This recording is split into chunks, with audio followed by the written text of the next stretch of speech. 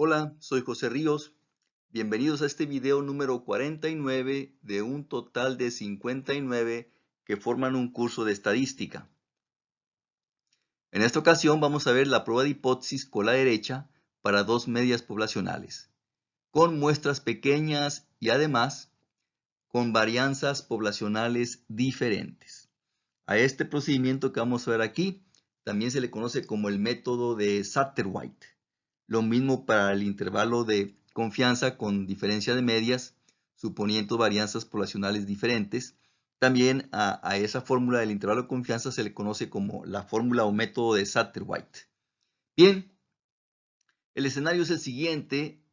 Al investigador le interesa comparar dos poblaciones, población 1, población 2. Cada población tiene su media, tiene su desviación estándar. Por supuesto, los valores de estos parámetros son desconocidos, pero le interesa al investigador comparar el valor de μ1 con el valor de μ2. Para ello, va a tomar una muestra aleatoria de cada población. La muestra 1 viene de la población 1, la muestra 2 viene de la población 2. Cada una tiene su n, cantidad de datos, su x barra y su desviación estándar muestral. Con la información que vamos a tener en las muestras aleatorias, vamos a poder comparar el valor de μ1 con el valor de μ2 y aplicar una prueba de hipótesis. Son los tres casos de pruebas de hipótesis: la prueba bilateral, prueba con la derecha, prueba con la izquierda. Estas son las hipótesis para cada caso. Ya hemos comentado antes a la pregunta de cuál de los tres casos va a usar el investigador. Bueno, muy sencillo. El investigador va a usar el caso en donde aparezca la afirmación que le interesa comprobar. Ese es el caso que va a trabajar, donde aparezca la afirmación que le interesa comprobar. En este video vamos a hablar sobre la prueba de cola derecha. Esta es la hipótesis H0, H1. Ya hemos dicho, cola derecha es cuando H1 tiene el signo de mayor que.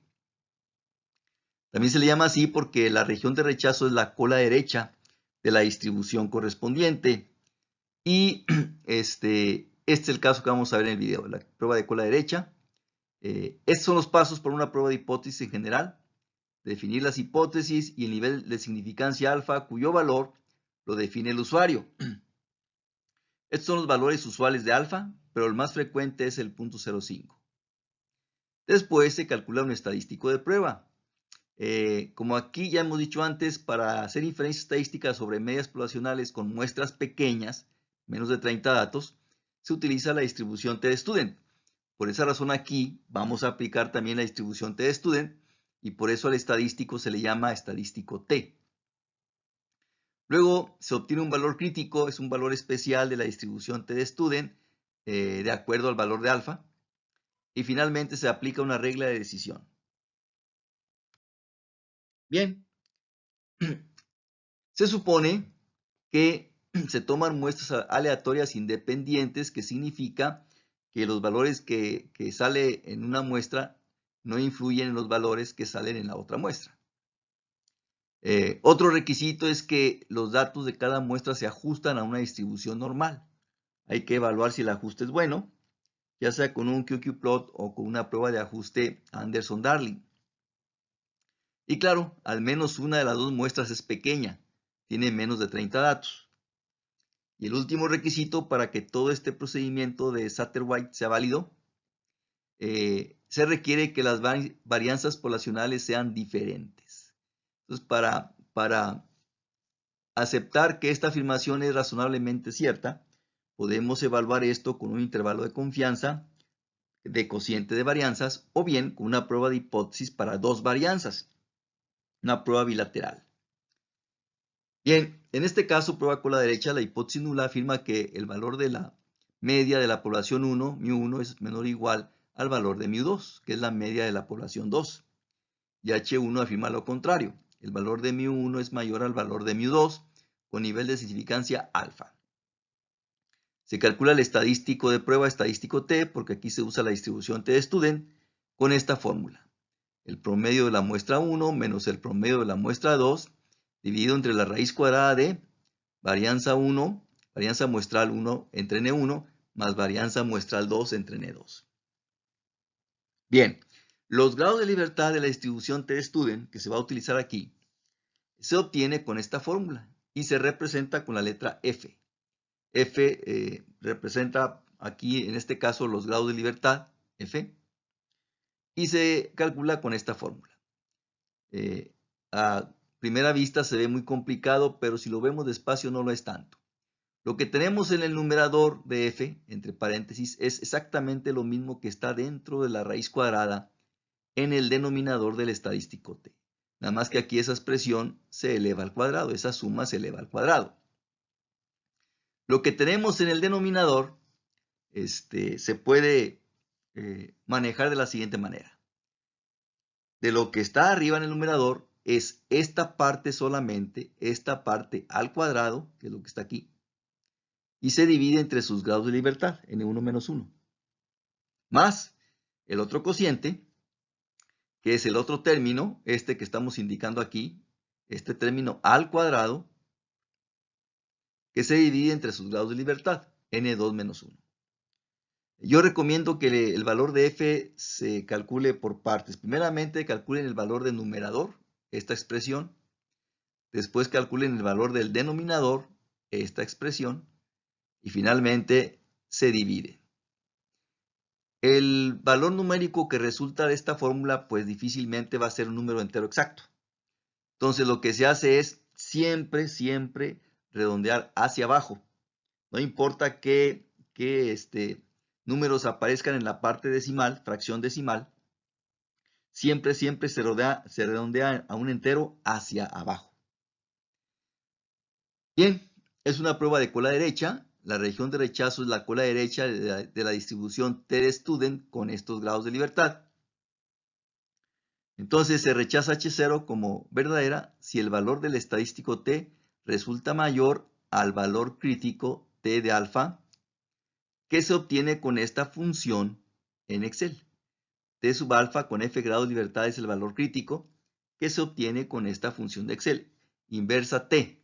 Y vea usted que se anota ahí el valor de esta probabilidad, 1 menos alfa, coma, y luego los grados de libertad f.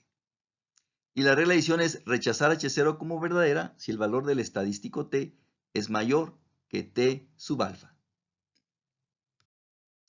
Aquí está la ubicación del valor crítico. Como es prueba de cola derecha, el valor crítico está hacia el lado derecho de la t-student. Y pues más o menos puede estar ubicado por aquí el valor de t sub alfa. Y esta región que estamos señalando se le llama región de rechazo de H0. Significa que si el valor del estadístico t cae en esta zona, o sea, es mayor al valor crítico, entonces se rechaza H0. La probabilidad de toda esta región es alfa. Y a esta región que estamos indicando acá se le conoce como la región de aceptación de H0. Si el estadístico t, su valor queda en esta zona, entonces se acepta H0 como verdadera. La probabilidad de esta región es 1 menos alfa. Vamos a ilustrar este procedimiento con este ejemplo. Se desea determinar si la media poblacional del peso que se mide en kilogramos de un ítem del proveedor A es mayor a la media poblacional del peso del proveedor B. El resumen del muestreo aleatorio aparece en la tabla aquí abajo. Usar un nivel de significancia del 5%. Bien, aquí podemos nosotros visualizar a la población 1. Si consideramos la población 1 como la población del proveedor A, entonces podemos nosotros pensar que la población 1 es el conjunto de ítems que fabrique el proveedor A durante todo el tiempo que ese proveedor esté trabajando dicho ítem. Esa es la población. El conjunto de todos los ítems que fabrique el proveedor A durante todo el tiempo que este proveedor esté fabricando dicho ítem.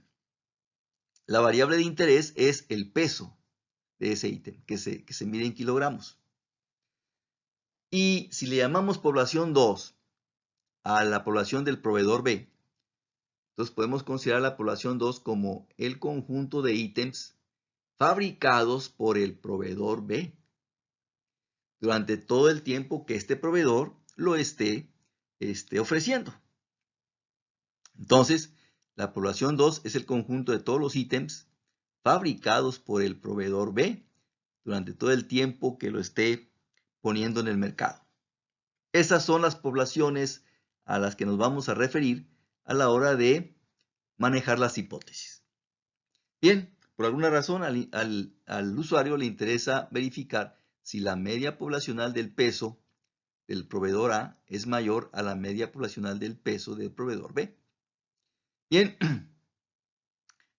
como dijimos, si le llamamos muestra 1 a los ítems del proveedor A y muestra 2 a los ítems del proveedor B, entonces este es el valor de N1, X barra 1, S1, este es el valor de N2, X barra 2 y S2.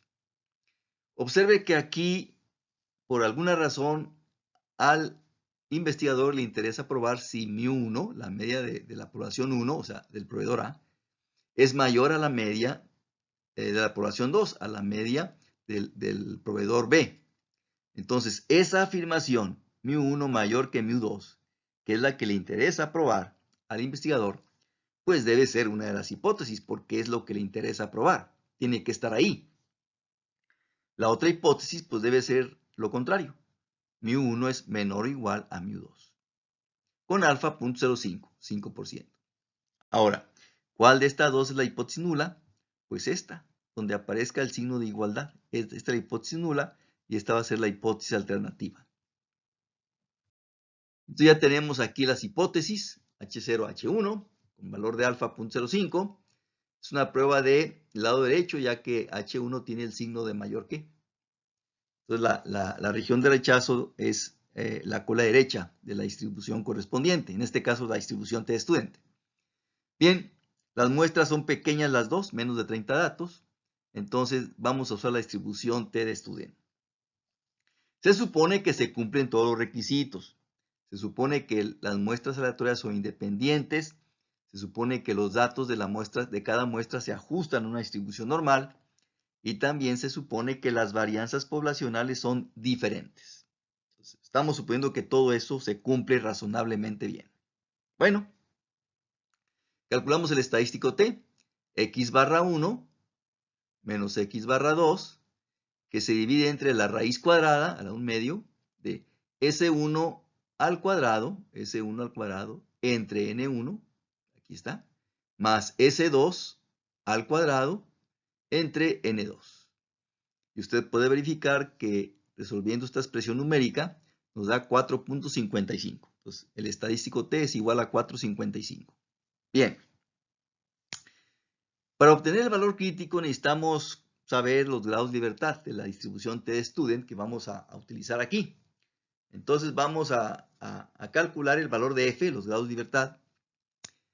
Primeramente vamos a calcular el numerador de f, que dijimos que es una cantidad que se eleva al cuadrado, y la cantidad que se eleva al cuadrado es precisamente lo mismo que aparece en la raíz cuadrada del denominador del estadístico t. O sea, esta expresión de aquí, observe, es lo mismo que tenemos acá para el numerador de f, y todo eso al cuadrado. Y usted puede comprobar que nos da este resultado, 1.889 por 10 a la menos 9. Observe bien los cálculos, si esto lo hace en Excel o en una calculadora de bolsillo, observe bien que aparece esta parte, 10 a la menos 9. O sea, el resultado no es 1.89, no, es 1.889 por 10 a la menos 9. Significa que es punto decimal, 8 ceros consecutivos y luego el 1.889. Bien, luego resolvemos el denominador de f, que dijimos que es la suma de dos cocientes. El primero de ellos es esta expresión elevada al cuadrado entre los grados de libertad, que es 8 menos 1, 7. Más el otro cociente es esta expresión de aquí, elevada al cuadrado, que se divide entre sus grados de libertad, 12 menos 1, 11. Y si resuelve esta expresión, usted usted puede comprobar que nos da 1.157 por 10 a la menos 10. Observe bien su calculadora de bolsillo o Excel, si hace esto en Excel, no es el resultado 1.157, no. Observe bien que ahí aparece esta expresión, 10 a la menos 10. Bien. Y finalmente, dividiendo numerador entre denominador, pues vamos a obtener el valor de f. Dividir estas dos cantidades equivale a dividir estos números. Y entonces nos da 16.33. Recuerde que hemos dicho que el valor de f siempre se redondea a un entero hacia abajo. Entonces esto quedan 16. Entonces vamos a considerar 16 grados de libertad para la distribución t-student, para este caso. Ahora sí, con estos grados de libertad obtenemos el valor crítico de sub alfa con f grados de libertad. Ya dijimos que en Excel se obtiene con esta función inversa t. Se anota el valor de 1 menos alfa, alfa es 0.05, coma, y los grados de libertad, que en este caso es igual a 16 grados de libertad. Usted puede comprobar que este valor nos da 1.746. Es el valor crítico para este caso. Bien, finalmente aplicamos la regla de decisión. Comparamos el valor del estadístico t, que es 4.55, con el valor crítico, que es 1.7. Y vemos que el valor de t es mayor que el valor crítico. Significa que el estadístico t cayó en la zona de rechazo de H0. Pues como el valor de t es mayor que t sub alfa, se rechaza H0 como verdadera. Se rechaza esto como verdadera y le apostamos a que H1 es la verdadera. Entonces, este resultado se puede interpretar en este contexto diciendo que la media poblacional del peso del ítem del proveedor A sí es mayor a la media poblacional del peso del ítem del proveedor B. También se puede decidir usando el p-valor. Como es una prueba del lado derecho, el p-valor es la probabilidad hacia la derecha del valor del estadístico t, esté donde esté. Se encuentre donde se encuentre el valor del estadístico t, el p-valor es su probabilidad hacia su lado derecho. Por ser prueba de cola derecha, entonces es la probabilidad hacia el lado derecho, pero del estadístico t. La probabilidad hacia el lado derecho del estadístico t en Excel se obtiene con esta función, distribución t cola derecha, es lo que significa CD. Colocamos el valor del estadístico t, una coma, y luego los grados de libertad, que es el valor de f. Bien, aquí tenemos en la gráfica la representación de qué ocurre si el valor del estadístico t queda en la zona de rechazo.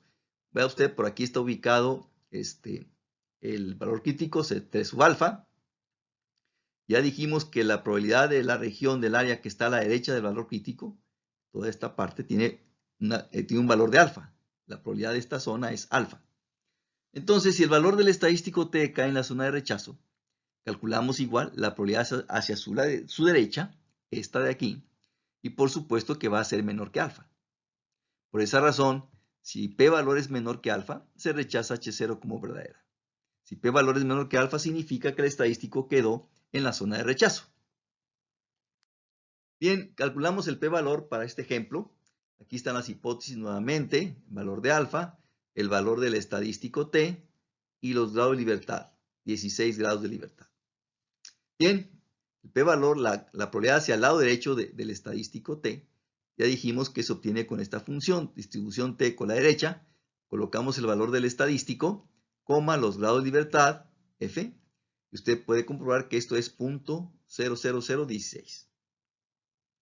Pues que va a ser menor que cualquier alfa que le ponga, por supuesto que esto es menor que 0.05. Entonces, como el p-valor es menor que alfa, entonces significa que el estadístico t quedó en la zona de rechazo de H0. Como p-valor es menor que alfa, se rechaza H0 como verdadera. Y le apostamos a que H1 es la correcta. Que también se puede interpretar de esta manera. Se infiere que la media poblacional del peso del proveedor A es mayor a la media poblacional del peso del ítem que viene del proveedor B, con nivel de significancia del 5%. ¿Y este resultado es bueno o es malo? Pues no lo sabemos. El responsable dirá y tomará las acciones correspondientes.